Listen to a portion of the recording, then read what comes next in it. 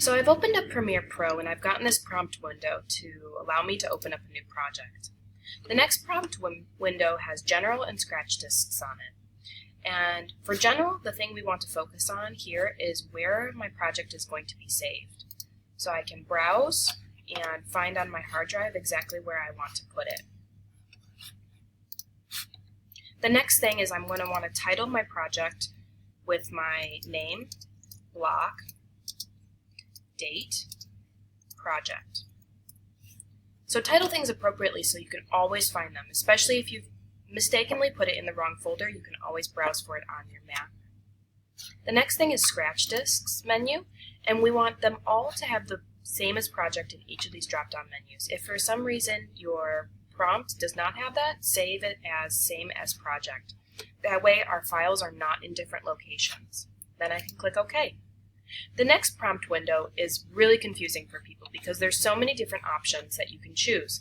And these are all our preset settings of how our film is shot.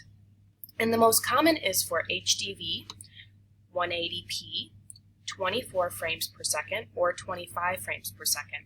But let's say I didn't know that and I was a bit confused on how to go about this browsing window. Go ahead and choose any of them, doesn't matter. Premiere Pro has a way of handling our unknowledge about the different frames per second and aspect ratios. So let's go ahead and click OK. The next thing that pops up is my whole workspace. And you can go ahead and explore your workspace by dragging different windows over, seeing how things can be rearranged. You can always choose different workspaces, like for audio correction, color correction, editing. And here you can find all of the different windows if one of them gets closed. So let's say I want my media browser window, and here I can actually find all of my files. Another way to do getting files into your workspace is to go File, Import, which is the most common way people find them. And let's go to our M drive and find all the files we need. So I've gone to Shared Docs, Special Projects, Media Production, Media Courses, or Media Resources. Let's think here. Okay, yep, 2016-17, Intro to Media.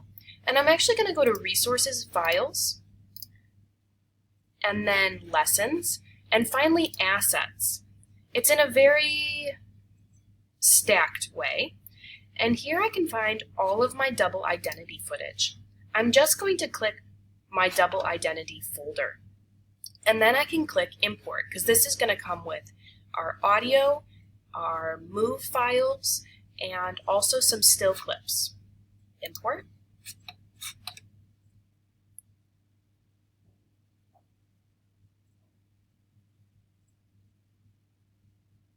Click OK, and here you can see that you've got 58 items in this one folder. If I click Open, I can see that all of my audio and video files are here in this folder. Notice how when I scan over, I can give a preview of it, as well as see that this has audio with it, contains audio. If any of your files do not have audio, that means, like this one, this is actually a still, it's a BMP, so you're not going to have audio with that one. Now, to not have to minimize this, let's drag the tab, see how the purple highlights, and let's put it in here so I can always access it. Now remember how we didn't choose the aspect ratio and frames per second appropriately when we first were prompted in the beginning when we opened up our file? Let's go ahead and move this into our sequence line by dragging and dropping it. It prompted me, and instead of doing what is highlighted, I actually want to do change sequence settings. This is Premiere Pro's way of making sure that we know what we're doing, and it has detected that these files that I imported had a different aspect ratio and frames per second. So once I have it in my sequence, now everything will be that same aspect ratio and frames per second.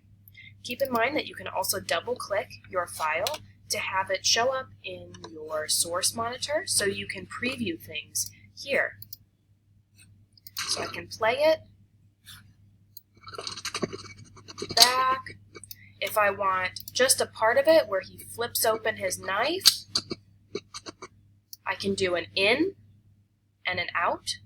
Start learning your short keys, I and O, and then I can drag that down into my sequence line and it will only have the part that I want. Notice how I can zoom in on my sequence line by dragging this bar closer or farther away if I need to see my whole video as it's sequenced.